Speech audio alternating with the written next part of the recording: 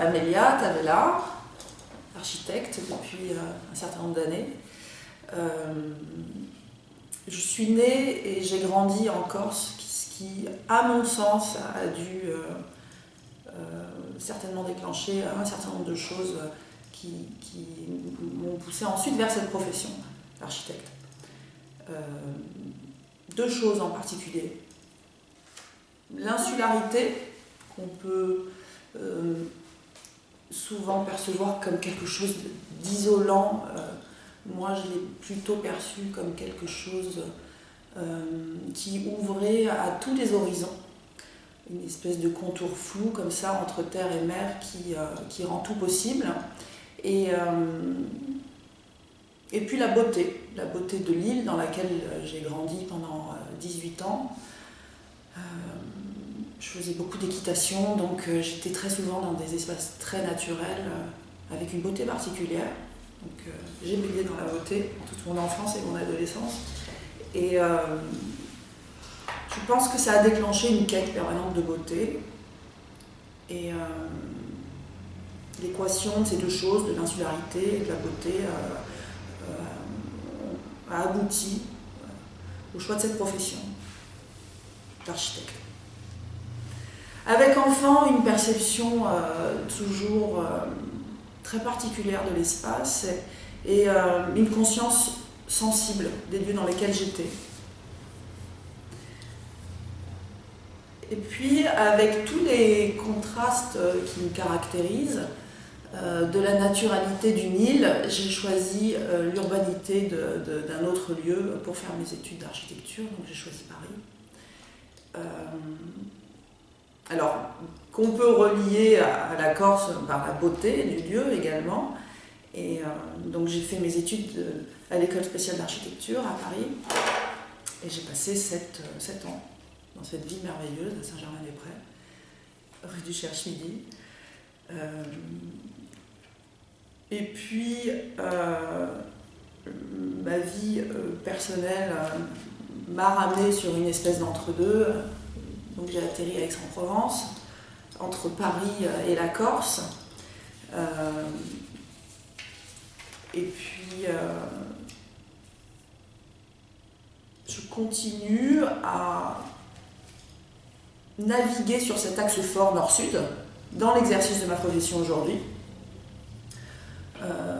avec une espèce de complétude comme ça entre naturalité et urbanité justement, et avec la grande chance de ne pas avoir à faire de choix sur le lieu où je vais exercer ma profession.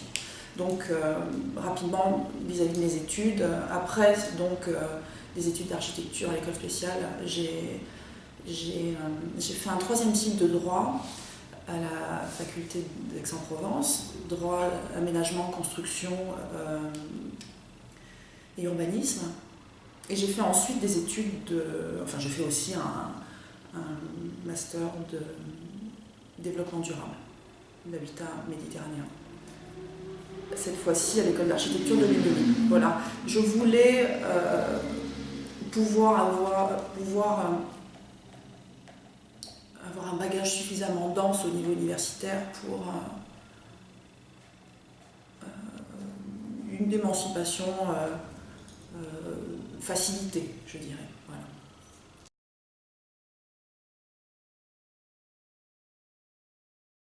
Ma première opération,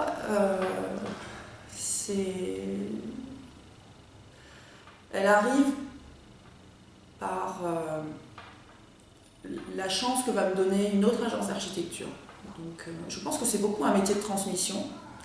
C'est des métiers où on reste jeune très longtemps. C'est des métiers où la maturité vient sur le tard, comme ça. Et avoir accès à la commande publique sont des choses assez compliquées, puisqu'on parle de référence, on parle de chiffre d'affaires. Et c'est un cumul d'expériences comme ça qui fait qu'à un moment donné, une collectivité va vous remarquer. Moi, j'ai eu cette chance-là à travers la Corse et grâce à une agence qui m'a fait confiance, avec laquelle je me suis associée sur une candidature qui m'était particulièrement chère. Et ça a fonctionné. Ça a fonctionné, ça a été une très très belle aventure sur un certain nombre d'années comme ça. Et puis une opération en amène une autre.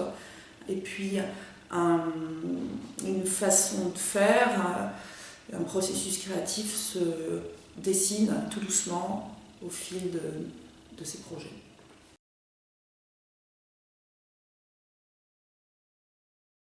Il y a une signature, ouais. Je crois qu'elle commence à s'affirmer de plus en plus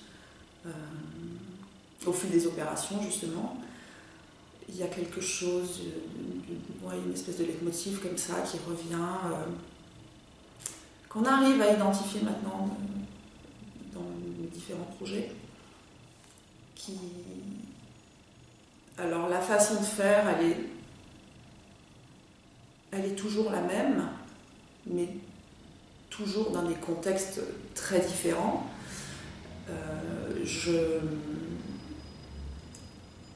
J'appelle ça capter l'âme du lieu pour lui offrir une architecture qui a du sens. Et cette chose-là, ça passe par un préalable qui consiste à aller à la rencontre du site à travers une mémoire vivante, c'est-à-dire les gens, les souvenirs, à travers le fait de fréquenter le lieu pendant un certain temps, de le photographier sous toutes les coutures. Enfin, on essaie vraiment d'aller à la rencontre du site, du contexte dans lequel va s'établir le projet, avant même de penser à un quelconque geste architectural.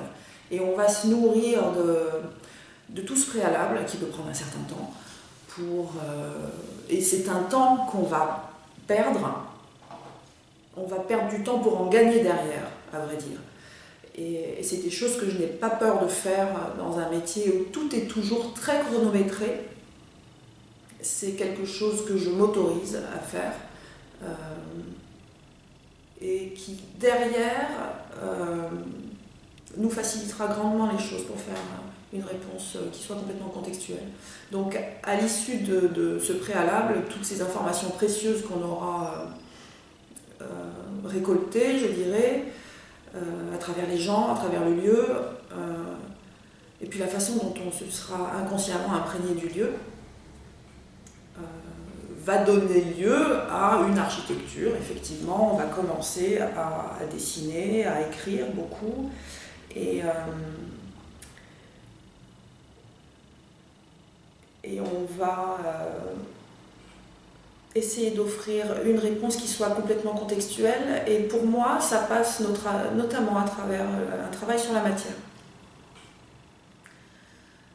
avec un choix de matériaux qui sera toujours en lien fort avec le site. Toujours des matériaux naturels, avec une architecture assez sobre pour laisser vivre justement tous ces matériaux. On va aller vers la simplicité autant que possible et essayer de faire fonctionner ensemble esthétisme et fonctionnalité. Ce travail sur des matériaux bruts qui seront révélés ensuite par le travail de l'homme, ça c'est une autre étape importante pour moi. Une fois que le projet, je dirais, est dessiné, c'est d'aller à la rencontre des entreprises, des hommes de l'art, de tous les gens qui seront là sur le chantier pour rendre le projet concret, aller à la rencontre de ces gens-là et leur donner le relais de ce projet dont on a la maternité le mieux possible pour que ce soit exécuté le mieux possible, justement.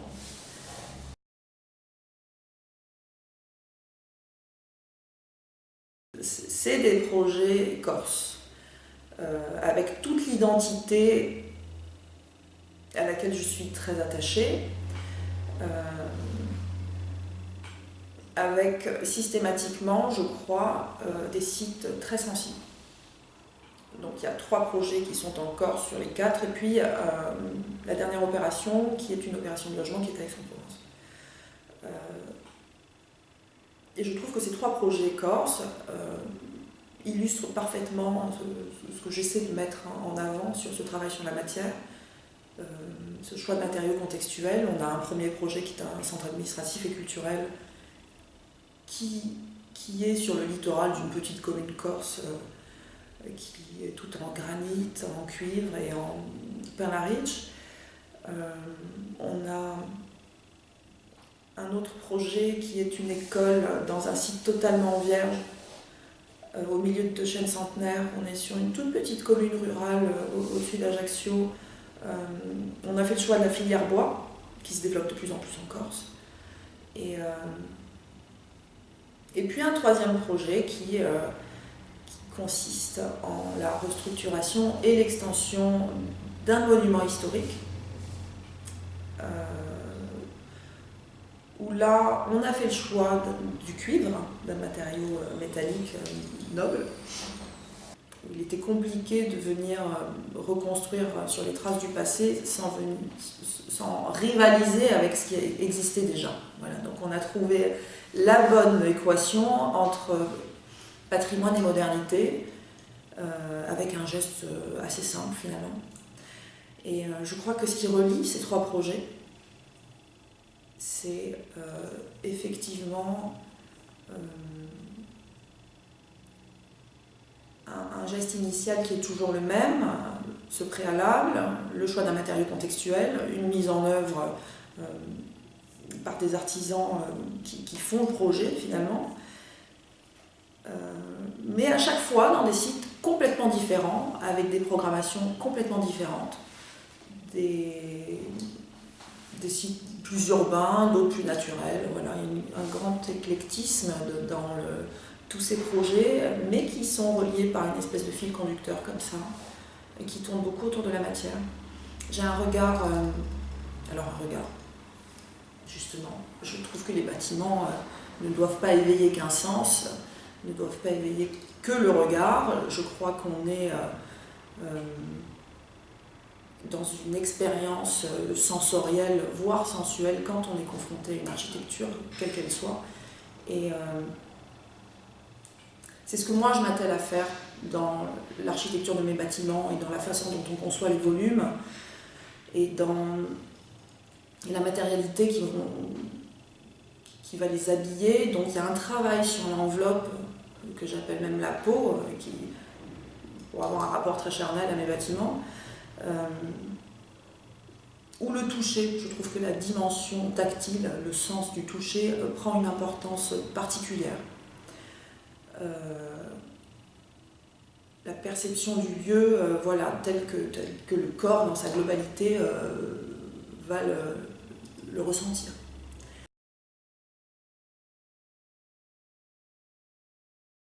On a une commande qui est à la fois publique et privée. On a cette grande chance d'avoir autant accès à la commande publique. Ça a pris du temps, on a persévéré, maintenant on y arrive de plus en plus,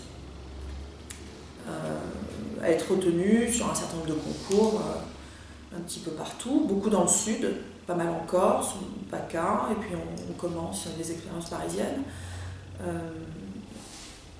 On a cette chance-là, et puis parallèlement à ça, on fait autant d'opérations privées, beaucoup pour des promoteurs,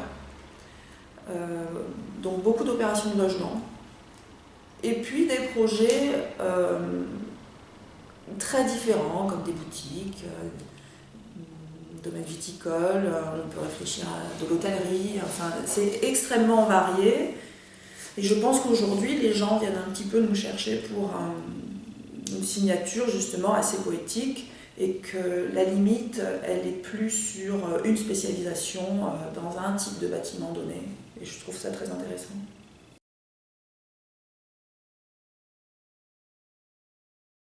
Je crois jamais avoir eu affaire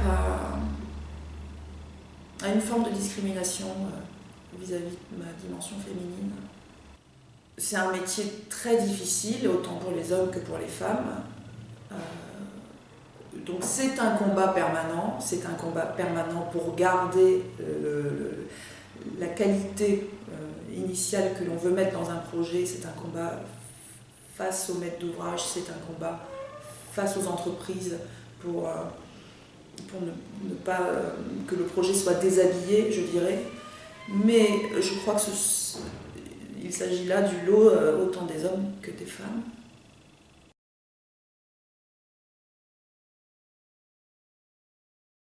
Alors je dois vous avouer que je crois être la seule.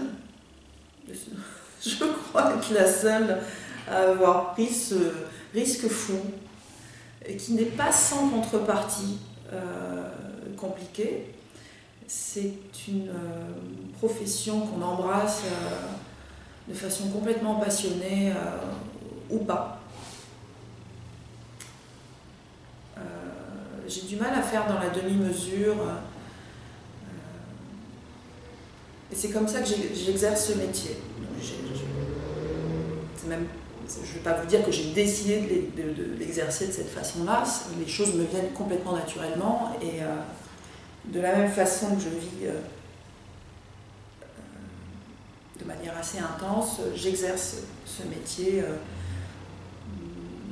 avec une très grande profondeur quotidienne. Voilà, ça baigne, tout mon univers baigne dans cette profession-là, et c'est une très grande richesse de l'ouvrir à toutes les autres dimensions artistiques qui nous entourent, tous les univers, que ce soit la musique, la danse, la littérature, le cinéma, tout est un prétexte pour venir nourrir le projet. Et c'est ce que j'essaie d'inculquer au quotidien à mes enfants, à mes deux petites filles, qui voient leur maman énormément travailler. Alors ça leur convient pas forcément toujours, mais je crois que ça leur donne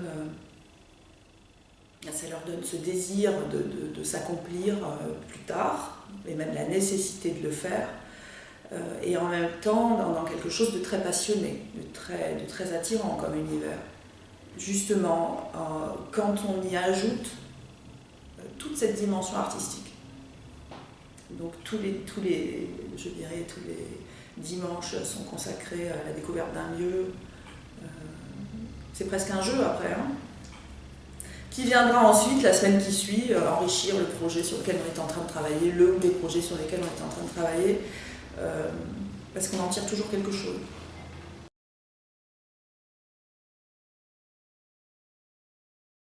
Je crois qu'il y a dans ces métiers-là une très grande porosité et qu'on ne fait plus la distinction. Donc j'ai une vie extrêmement houleuse. C'est une profession qui est faite d'autant de désirs que de doutes. Donc les périodes de doute sont très compliquées et elles ne s'arrêtent pas quand je ferme la porte de cette agence. Tout ça continue. Et en même temps, c'est des moments de maturation du projet qui se jouent souvent dans les parenthèses quand on n'est pas à l'agence, justement.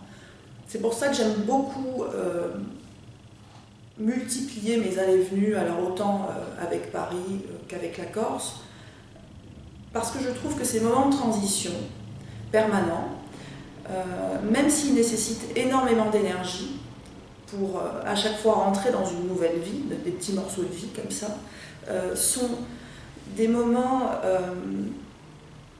de mûrissement du projet extraordinaires. On arrive à prendre de la distance, sortir de quelque chose pour y rentrer à nouveau ensuite, c'est extrêmement intéressant. Donc c'est une vie éprouvante, mais c'est une vie très riche. J'ai mes enfants aujourd'hui en garde alternée, ce qui me permet d'avoir une semaine sur deux totalement libre, totalement dédiée à ce métier. Et puis, la semaine où j'ai mes filles, elles participent avec moi à cette vie professionnelle. Et puis, moi, ça m'impose d'avoir un rythme un petit peu plus souple.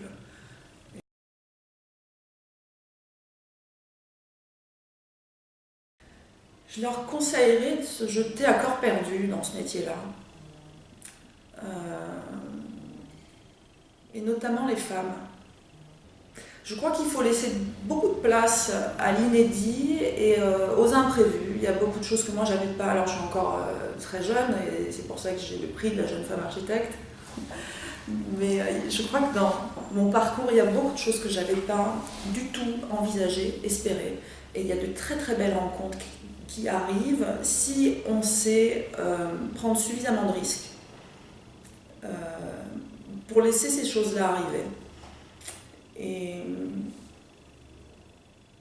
il y a des rencontres comme ça qui vont venir ponctuer une vie, un chemin. Et je pense que cela ne peut arriver. Alors c'est valable aussi pour la vie d'ailleurs, hein, ça ne s'applique pas qu'à cette profession. Les choses n'arrivent que si on est capable de s'abandonner à l'inédit et à l'imprévu. Prenez des risques.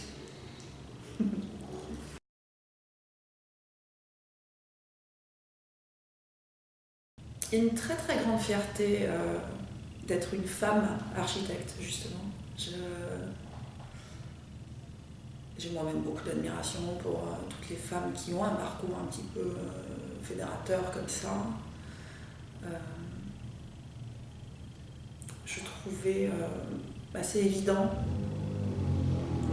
d'y participer moi-même dans ce chemin de très très grande émancipation et de quête de grande liberté qui est extrêmement compliquée. Et bien, je trouvais très intéressant que je puisse en faire le témoignage, justement, puisque c'est des choses qui sont pas d'une très grande évidence pour tout le monde. Voilà. Donc je vous fais participer à toute mon inconscience salutaire que la vie récompense régulièrement.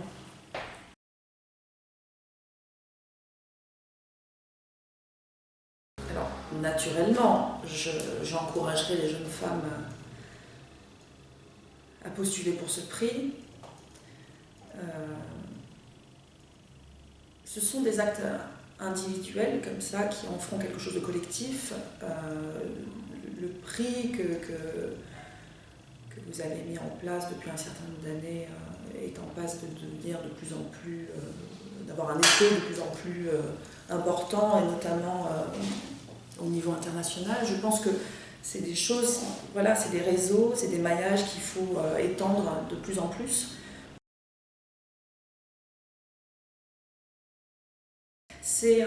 Je trouve que c'est un joli coup de projecteur qui nous permet d'avoir un temps de parole pour justement expliquer un petit peu aux gens notre regard, notre processus créatif, la façon dont on voit l'exercice de cette profession. Il faut saisir ce genre d'opportunité pour arriver à faire passer quelque chose, un message, quelque chose. Voilà.